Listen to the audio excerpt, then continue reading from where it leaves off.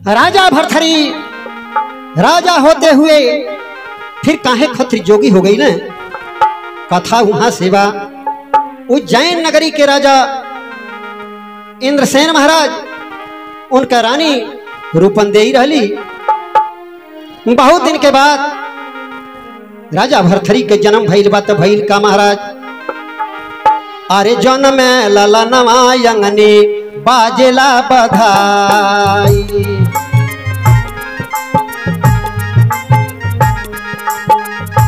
बाजेला बधाई हो बाजेला बधाई जन्म लला नवायंगनी बाजेला बधाई।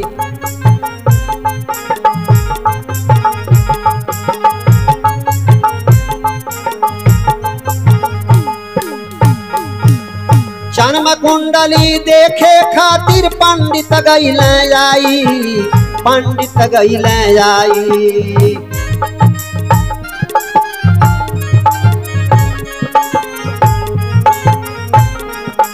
अरे नाम भरथरी वेद उच्चारे सो रहे बड़ी सवाल लड़का जोगी हो जाई। जन्म लला नवायंगनी बाजेला बधाई।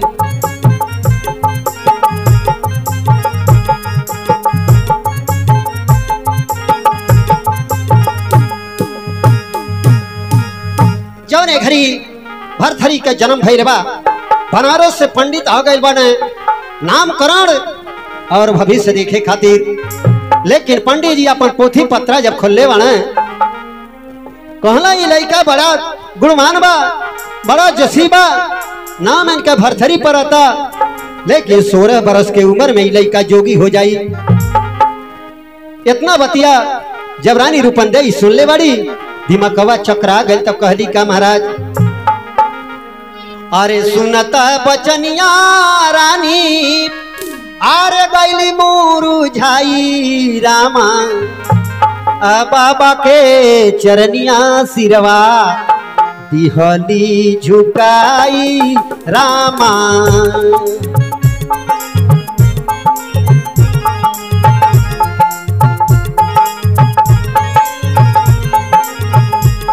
डाली भर सोनावा लेला देवहार साई हो रामा।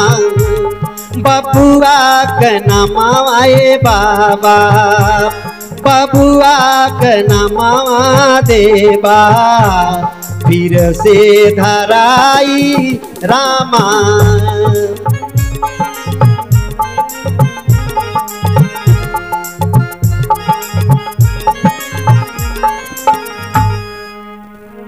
जब सुनले वाली लड़का का नाम भरथरी पड़ल बा 16 बरस के उम्र में लड़का जोगी हो जाई। तुरंत बाबा के गोड़े पर हरा पर ली।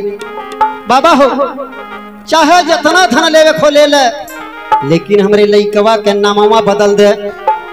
फिर से पत्रा देखा फिर से हमरे लड़का के नाम धरा जौने से हमार लड़का जोगी ने होए पावे।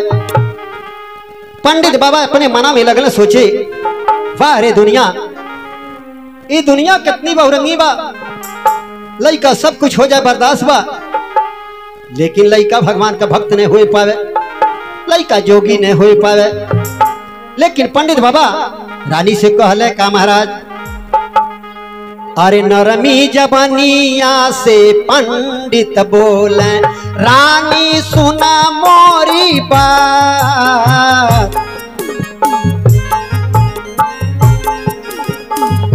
रानी सुना मोरी बात रानी सुना मोरी बात। करम कली खनिया रानी नाई मीठी है विधना लिखल लीला।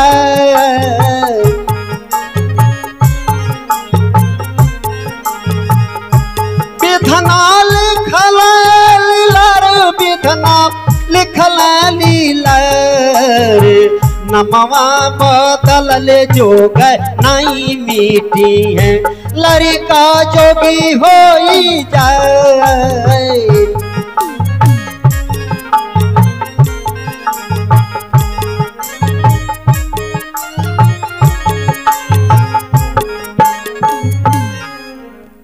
पंडित बाबा बोलत हमें हे रानी लाख उपाय कैडारा लेकिन विधना जौन टाकी मार धले बाड़े हु के मिटौले के मान के नहीं बा। नाम मान ल हम बदल दें लेकिन लड़का 16 बरस के उम्र में जोगी जरूर हो जाई। हमार ज्योतिष बतावाता बाबा कह के अपन राय धैले बाड़े। बाबा के वहां से विदाई भई। धीरे धीरे समय बीते लगल, लड़का सियान होवे लगल।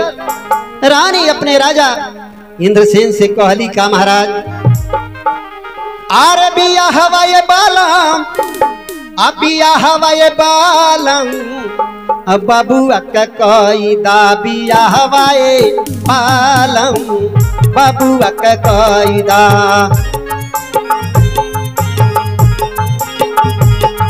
बिया हवाए बालम बिया हवा ए बालम बाबू अक्का कईदा बिया हवाए बालम बाबू अक्का कईदा।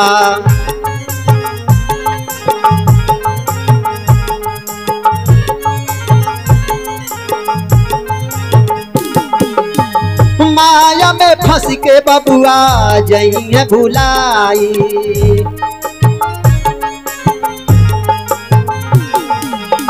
प्रेमावा में अपने दुल्हन ली है फसाई।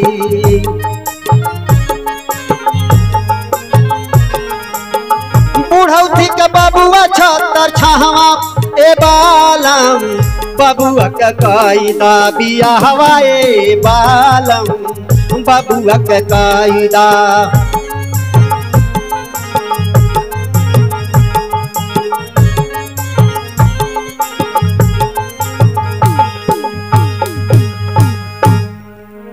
रानी रूपंदेई राजा इंद्रसेन से राय मस्फिर मलावताड़ी हे स्वामी लड़का धीरे धीरे सियान होता ऐसा करी 16 बरस पूरा न हो पावे तब लड़कवा के बियाह कई दे। हो सकाला कटई में जोठा पर जाई मेहरारू के माया में फंस जाए तो लड़कवा जोगी फकीर न हो पावे। धीरे धीरे राजा रानी यही विचार में बाणा लेकिन वही समय पर बरदेखुआ आ गई न महाराज। अरे तिलक चढ़ला बाजा बलरिका का रानी मन हरसाई रानी मन हरसाई।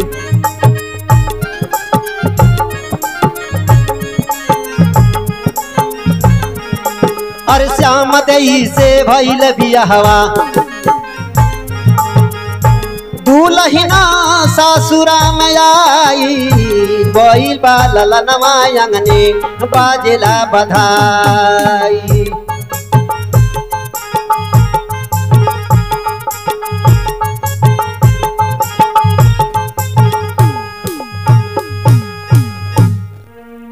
राजा रानी यही विचार में रहना कैसो लड़का का बियाह हो जाए तो बड़ा बढ़िया रहा।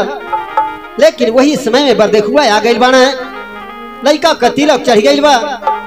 शादी विवाह का तैयारी होता बियाह भइल। रानी शाम दई से राजा भरथरी का बियाह भइल। दुल्हन आके कोहबर में पहुंचलिया।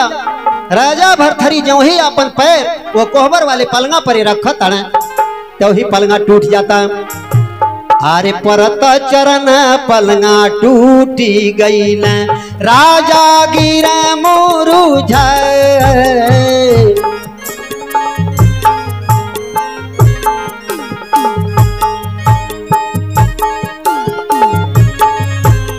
गिरा मुरुझाई राजा गिरा मुरुझाए। एक तो पलंग मोरा टूटी गईल रानी हंसली ठठाए।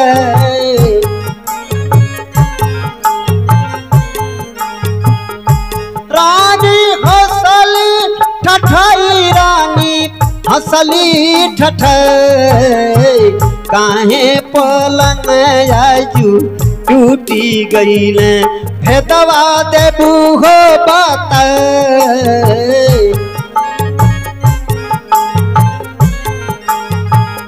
रानी बोलत ये साहब जाए नहीं।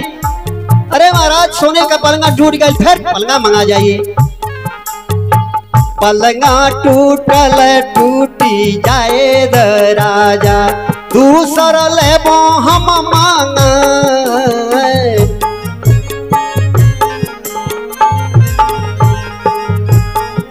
दूसर ले हम मांगाई दूसर ले मांगाई दिनवा सुदिनवा के दिनवा हवे कोहबर कर हरस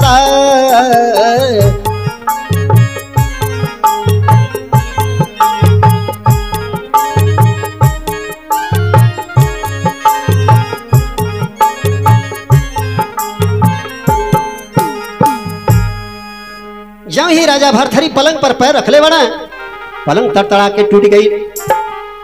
राजा तो गिर पड़ला नीचे, लेकिन रानी बड़ी जोर से ठठा के हंस लिया। राजा बड़ा लज्जित भई ना, कहला हे रानी, अरे तो हमार पलंग टूट गई आ दूसरे तू हंस देलू ठठा के, कर मतलब का बा? रानी कहली महाराज कौनो बात नहीं, हंसी आ गई। कहले ना एकर भेद बतावा, आखिर पलंगा टूटल काहे खातिर और काहे खातिर तू हंसल बाड़ी? रानी कहली झूठा रउरे फेर में पड़ल बाड़ी। अरे छोड़ी, एक पलंगा टूट गई 50 पलंगा आ जाई। सोने का पलंगा रहल, फिर दूसर सोने का पलंगा आ जाई। आज समय दूसर बा, कोहबर के समय बा, आप कोहबर करी कोनो चिंता में न रही। राजा भरथरी कहले ना, सबसे पहले कर भेद बतावा, काहे खातिर पलंगा टूटल और काहे खातिर तू हंसलू है, एकरे बाद है कोहबर होई।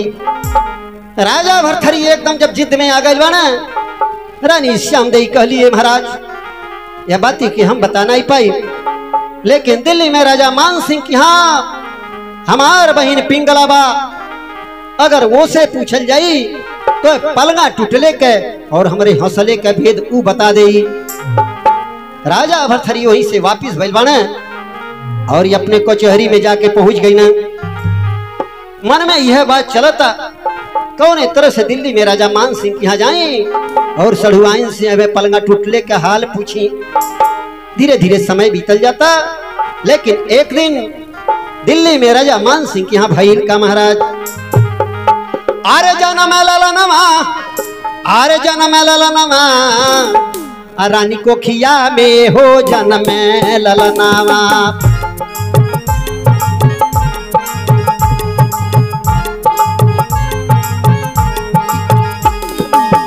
ओ हीरे ललनवा के भइल छठियारा, न्योता आइल भरथरी के भमनावा, रानी कोखिया में हो जन्म ललनावा।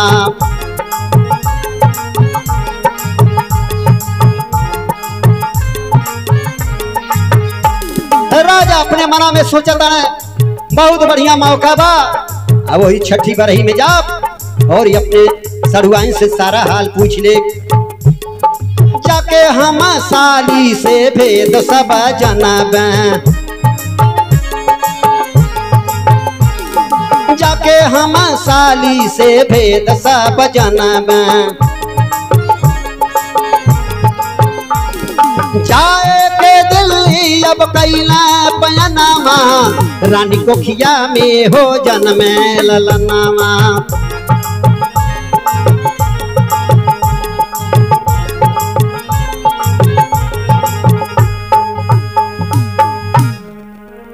राजा भरथरी के दिल के अंदर ही विचार बनत रहल कि कौने तरह से दिल्ली में जाई के राजा मान सिंह की हाँ अपने सड़ुआइन से पलंगा टूटले के राज पूछब। वही समय में दिल्ली में राजा मान सिंह के यहाँ एगो बेटा जन्मल बा, आओ बेटा का छठियारा ठनल बा।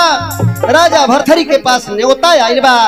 राजा भरथरी के आत्मा गदगद हो गई कि वही न्योता में जा सड़ुआइन से हर बात पूछ ले। तैयारी कई दहले बाड़े। दिल्ली में राजा मान सिंह के यहाँ राजा भरथरी जाके पहुंचल बाड़े। भंडारा बड़े कायदे से चलत बा, छठियारा का काम चलत बा, लेकिन वह पिंगला के मालूम हो गई हमार जीजा भरथरी आइल बने, वो भंडारा में भोजन करिए नहीं, अपने महल के अंदर तैयारी कैले बाड़ी, भोजन तैयार कैले बाड़ी, ये अपने बहनोई के बोला के यही खिया दे। समय भइल बा, राजा भरथरी के जब बुलावा भइल बा रानी पिंगला के महल में, जाग के जब राजा भरथरी पहुंचल बाना, आगे जब थाली धरा गई भोजन के, राजा भरथरी पिंगला से कहने हे रानी पहले हम कही बतावा, कोहबर के समय में जो ही हमार पैर पलंग पर पड़ल, पलंगा टूट गई, और रानी बड़ी जो ठठा के हंसल बड़ी एकर मतलब का बा। पिंगला कहली जीजा झूठे परेशान बड़ा, अरे पहले भोजन करा, ये सब बात बाद में देखल जाई। कहले ना, पहले यह बात के बता दो, करे बाद फिर भोजन हुई। रानी पिंगला कहली हे जीजा ये बात बतौले में थोड़ा समय लंबा लागी, लेकिन हमके समय बाए नहीं अब बतावे भर के। राजा भरतरी कहला अरे बाप रे बाप, रात समय में कौन छिटका बा, अरे बता दा। लेकिन रानी पिंगला कहली का महाराज, अरे आजू हमके डांसी हो ले, अरे कारी रे नगिनिया हो,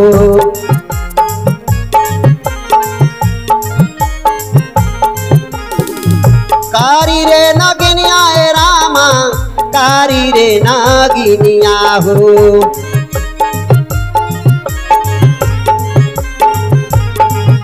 किया हो रामा रामा हो, अरे रामा याधार हो परनमा हमारो जाइए राम।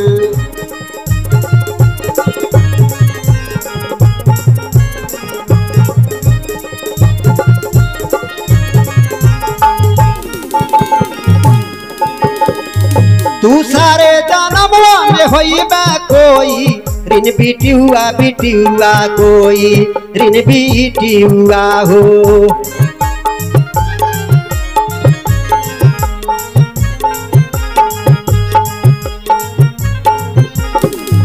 तू सारे जन्मवा में होई बा कोई, ऋण बीटी हुआ कोई, ऋण बीटी हुआ हो। अरे रामा वही देव भेदा वा बताई मेरा।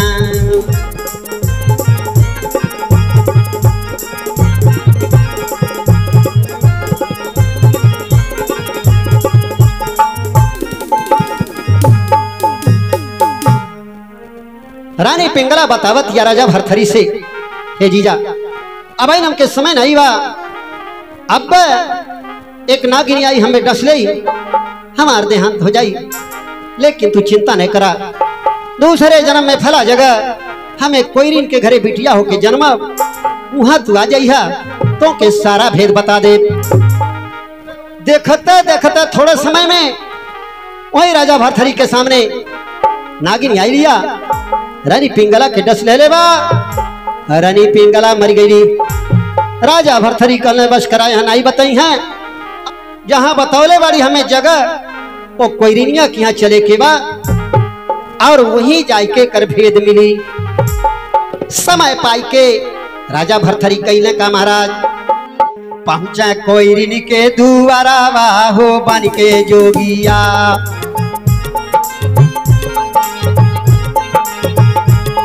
अरे बन के जोगिया, ओ बन के जोगिया, बन के जोगिया, ओ बन के जोगिया, पहुँचे कोयरिन के दुआरा हो बन के जोगिया।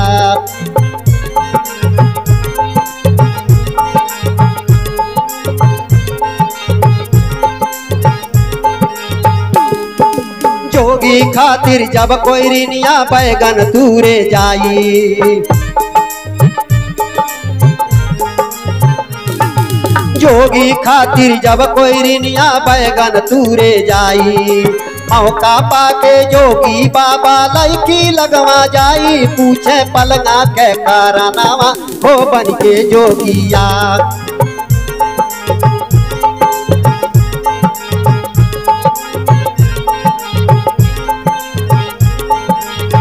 लड़की उन्हें जवाब दे दिया, अरे मौका ना बाजमो गछुई हम अब मर जाई। अरे मौका ना बाजमो गछुई हम अब मर जाई। दूसर जन्मवा सुअर होई के हम हवा पर आई, तब बताई मैं सब करनामा हो बन के जोगिया।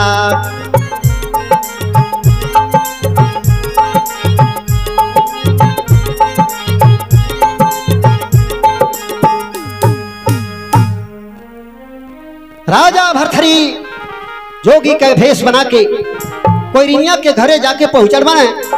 अब कोयरिनिया जब देखले भाई आत्मा गदगद हो गई। बाबा अब का सेवा का करी। जोगी बाबा कहना बच्चा अगर हो पावे तो कुछ साग सब्जी दे दे, बस इतने से काम चल जाई। कोयरिनिया के गरबा के बगलिया में बैगन बोवल रहल, सोचली जाई दूठो बैगन ले आई। आज जब कोयरिनिया खेत में बैगन तुरे गई तब मौका पा गई ना, ओकरे लइकनी लेके जाके पहुंच गई ना। ये सड़वाई अरे हम आ गईली, हमें बतिया बता दे पलंगवा काहे टूटल रहल, रानी काहे हंसल रहल। वो बिटिया बतावतिया हमके भाई मौका नहीं बा, अब जमौक छुई हम मर जाब।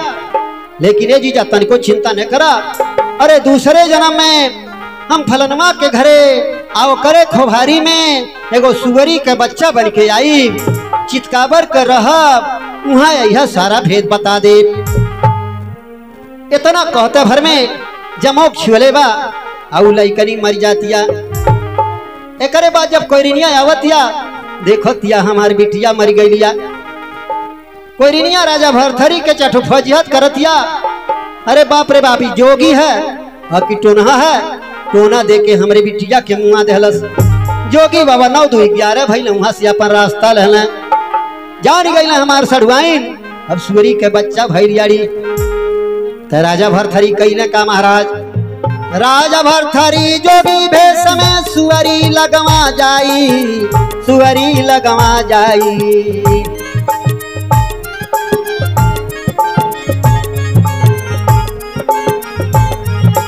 अरे कुकुर नोच के हमें मुआई है, अरे कुकुर नोच के हमें मुआई है। दूसरा जन्मवा हमारो कुतिया हो जाई, जौन में ललनवा अंगने बाजला बधाई।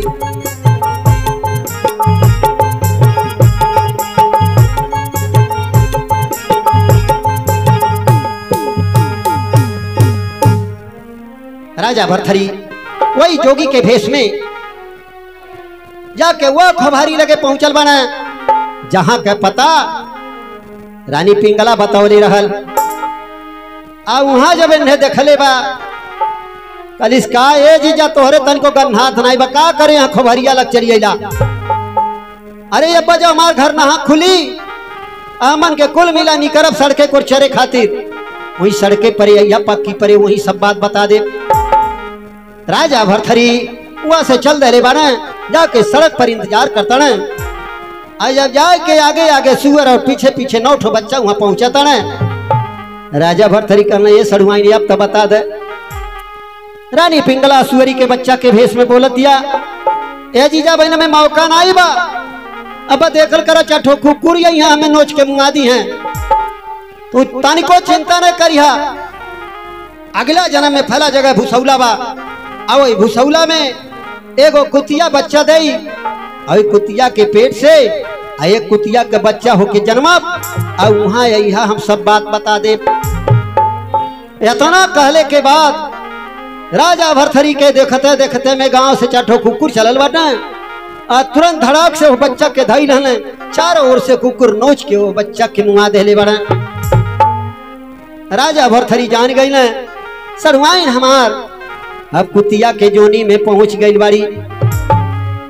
धीरे धीरे पता लगावत वो भूसौला के पास पहुंचल बाड़े, आ देखा तड़े कुतिया बच्चा दहले बा, अब बच्चे वही खेला तड़े।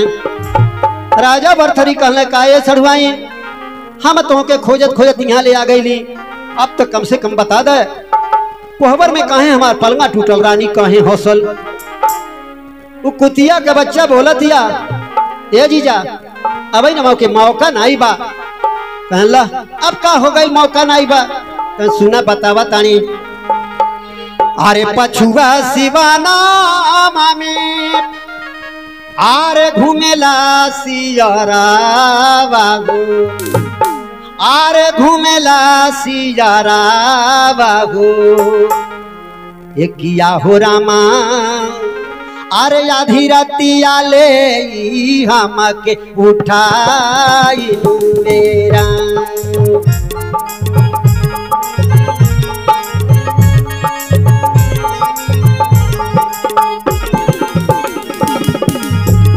पछुआ सिवाना में घूमेला बाहू घूमेला सियारा बाहू किया हो रामा आधी रतिया ले ई हमके उठाई मेरा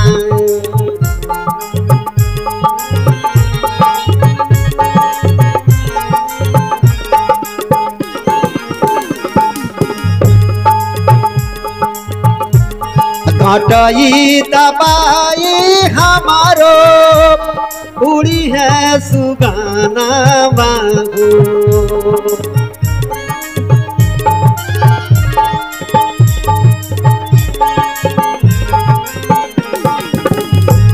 घटई दबाई हमारो उड़ी है सुगाना बाबू उड़ी है सुगाना बाहू किया हो रामा दूसरा जन्म नागिन पाई बायना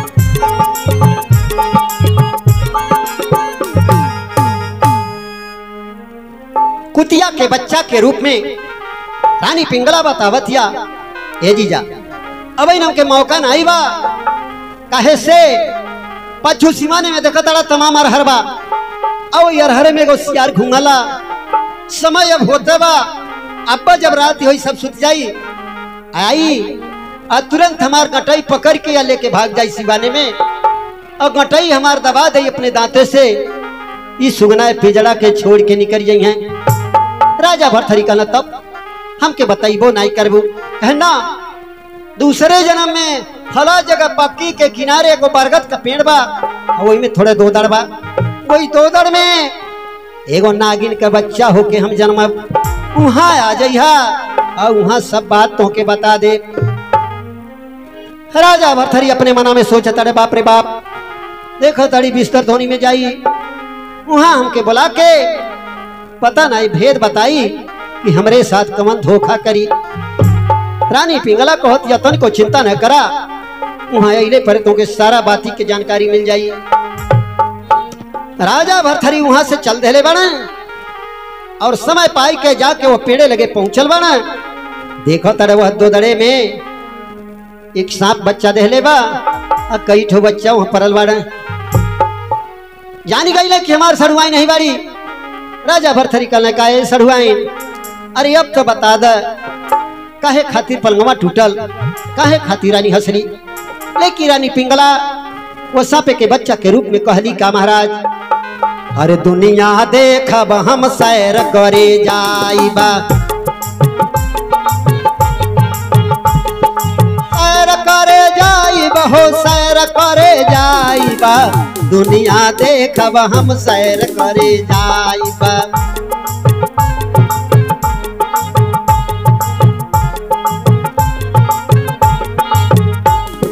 पक्की सड़किया पर मोटर चलेला पक्की सड़किया पर मोटर चलेला पहिया तर परियापन जन्मा गवाइबा दुनिया देखब हम सैर करे जाइबा।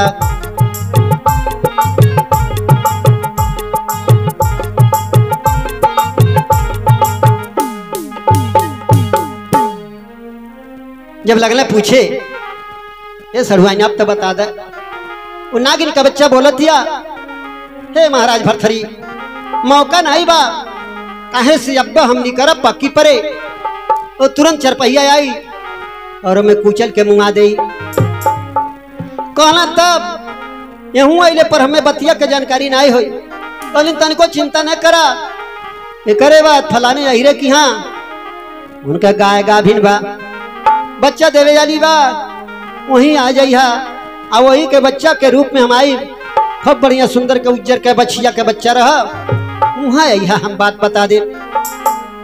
राजा भरथरी के देखते देखते सांप निकलल बा पक्की पर मोटर आयल कुचल के मुंह दे हलस। राजा भरथरी जान गई ना हमार सड़ुआई वह हीरू की यहाँ बछिया के जोनी में पहुंच गई हुई है। धीरे धीरे पता लगावत वह हीरू की यहाँ जोगी बाबा पहुंचल बना। हीरू जब देखने आत्मा गदगद हो गई। धन्य हो परमात्मा, आज हमार गाय बच्चा दहले बा, हमारे घरे दूध आइल बा, यही परे हमारे घरे जोगी बाबा आ गए बड़े। धन्य भाग हमार बा, जोगी बाबा के हम कौने ढंग से सेवा कही नहीं। लेकिन वहीरा बेचारा अपने मन में सोचत का बा महाराज, अरे जोगी बाबा आरे आइला ए रामा हमारे हो भानावा।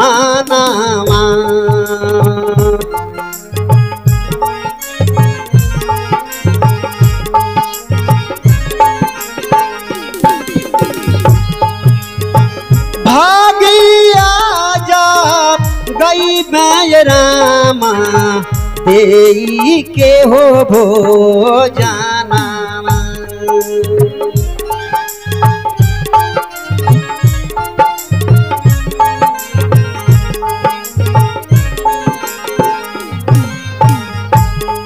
लेकिन ये बाबा थोड़ा सा मौका दें, आप ही बैठ जाई, तनी जाई गंगा में दुकानी पर से कुछ राशन ले आई। आज अपने दवारे परे बिना भोजन करो ले आपके जाए नहीं दे। ऐरा बेचारा गैल बा दुकानी पर सामान आने खातिर। जोगी बाबा मौका पौना बछिया लगे पहुंच गई ने। कहले काहे सड़वाई, अरे अब तो बतिया बता दे।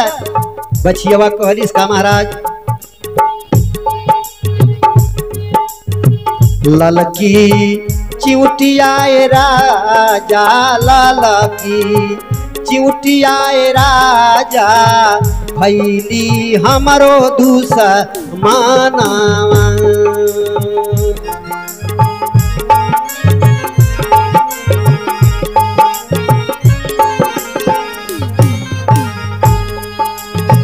नाकिया में बैठी राजा, हाथी है मोर पराना।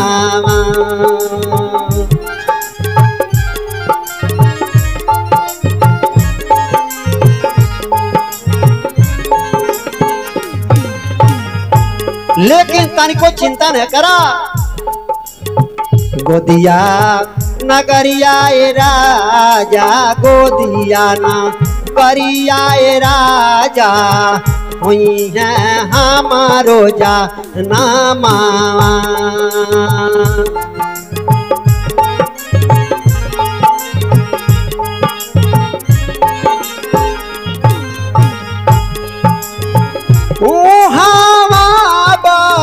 तई मैं राजा सागरों का रानामा।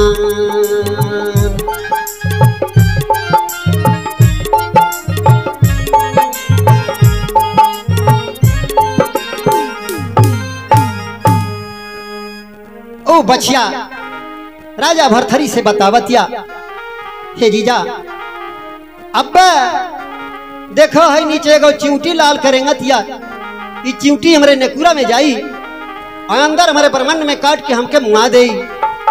राजा भरथरी कहना तब हमके नाई बताई वो बात, अली तनिको चिंता न करा।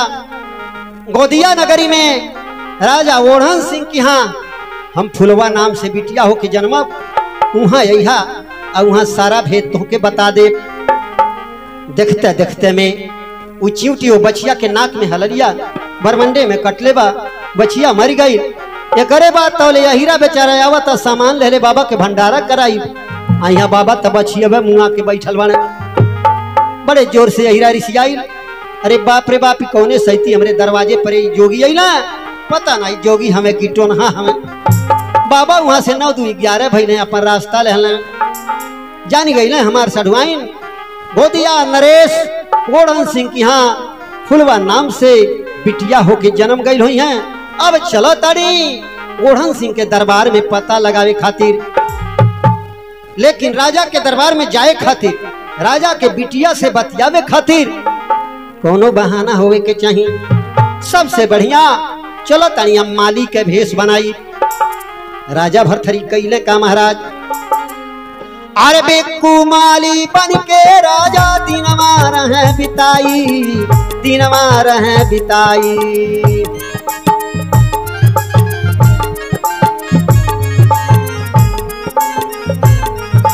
अरे लेके फूल गए महलन में, लाउड़िन के हाथे करीना गैली लाउकाई, जनम ललनवा अंगने बाजेला बधाई।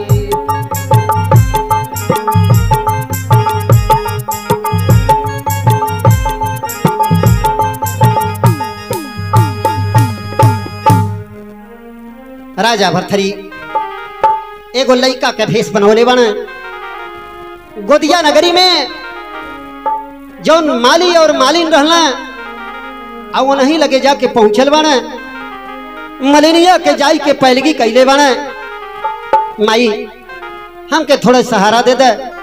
मलिनिया सब हाल चाल लागल पूछे अब कहाँ घर दुआर के हवा तू। राजा भरथरी कहना हमारे आगे पीछे केहू नहीं बा, न माई न बाप न घर न दुआर, एकदम अनाथ बाड़ी। जाति के हम माली हैं। मालिया मलिनिया अपने मन में सोचले हमन के कोनो लइके बना नहीं, चला ही लइका बड़ा होनहार लौकता, एके पालल पोसल जाई हमरे घरे रही, हमन के बुढ़ौती के सहारा हुई। धीरे धीरे समय बीते लागल। एक दिन वह बिक्कू माली राजा भरथरी फूल लेके राजा ओढ़न सिंह के महल में जाता ना, वहां देखा था लौड़िनिया एगो लड़की लेके खिलावतिया। लौड़िनिया से लगना पूछे कि कैसन लड़का हो। लौड़िनिया बतावतिया राजा ओढ़न सिंह का लड़का ही फुलवा हो। राजा भरथरी सोचत हमें कौने तरह से लड़का से बतियाई। कहला ये लौड़िन हमें एक लोटा पानी पिया दे, तू बड़ा प्यास लागल बा।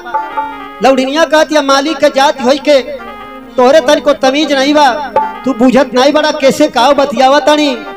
हम राजा का लौड़िन होई, राजा का बिटिया खिलावताड़ी।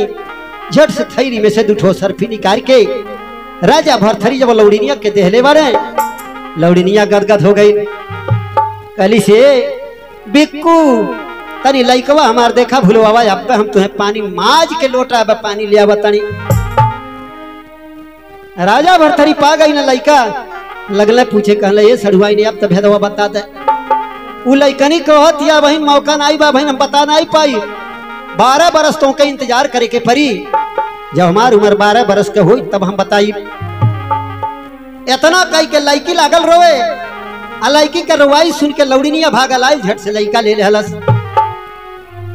राजा भरथरी 12 बरस के इंतजार करता ने। 12 बरस के बाद वो फुलवा के बियाह ठन गइल बा। उहा दिल्ली के राजा मान सिंह का लड़का जौने लड़का के छोड़ के रानी पिंगला मरल रहल, वह लड़का यहाँ बिहे आवता।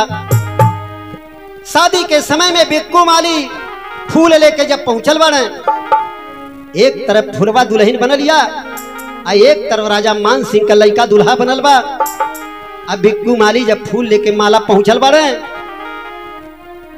फुलवा अपने पैर के अंगूठा से बतावल चाहतिया, लेकिन समय नहीं मिलल।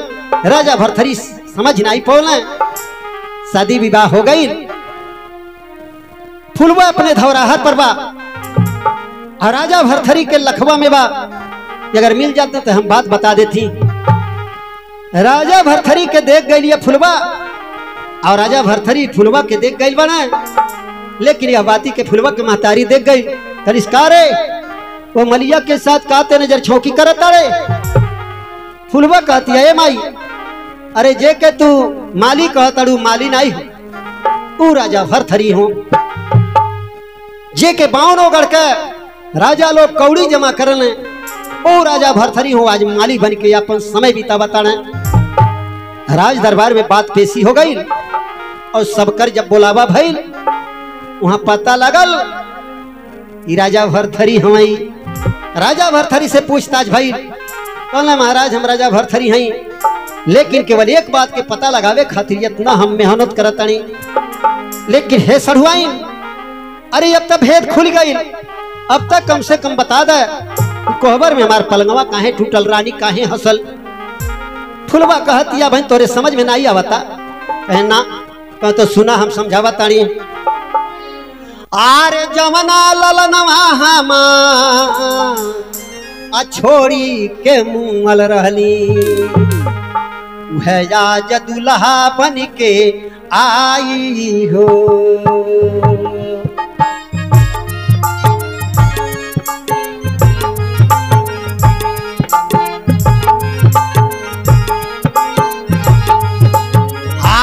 जमना ललनवा हम छोड़ी के मुंगल रहली वह आज दुल्हा बन के आई हो।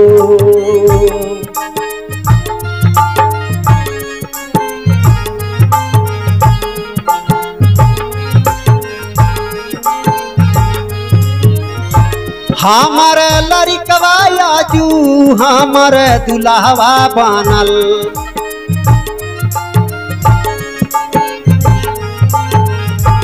माई हो के मेहरी होई जाई बाऊ रहवा हो माई हो के मेहरी बानी जाई हो।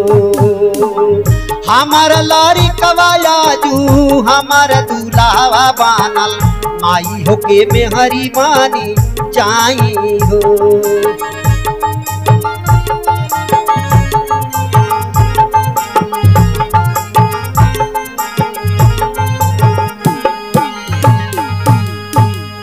हवे कहानियां राजा तुहरो भइल हो बाना रानिया जो हंसली ठाई हो।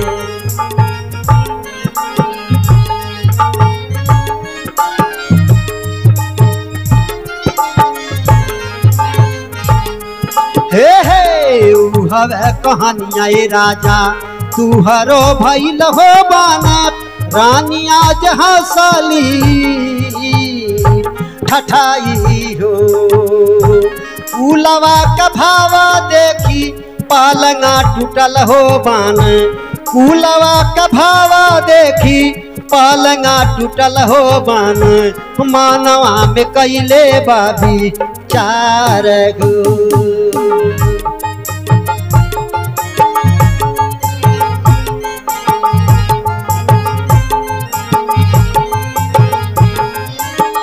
मनवा में कैले बाबी चार बाबू रहवा हो मनवा में कैले बाबी चार हो। कुलवा करीती देखी पलंग टूटल हो बान मनवा में कैले बाबी चार हो।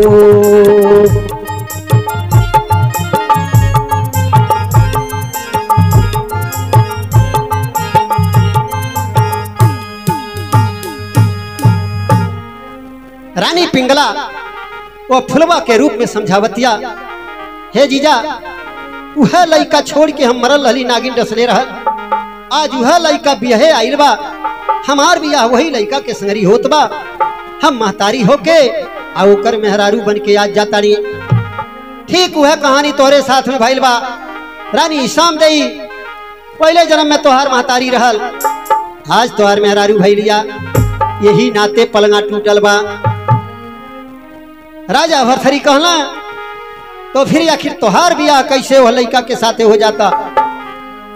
फुलवा बतावतिया हे राजा भरथरी 7 जन्म से जन्मत मरत हम अपने पाप का प्रायश्चित कैले बाड़ी यह नाते से अब हमके कोनो दोष नहीं बा।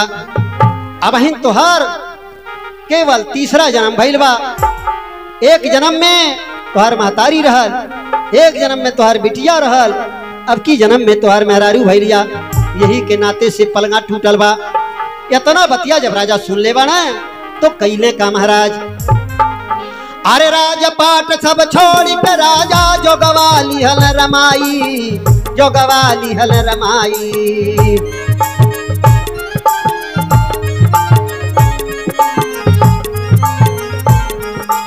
अरे सिपन दास करम के लेखा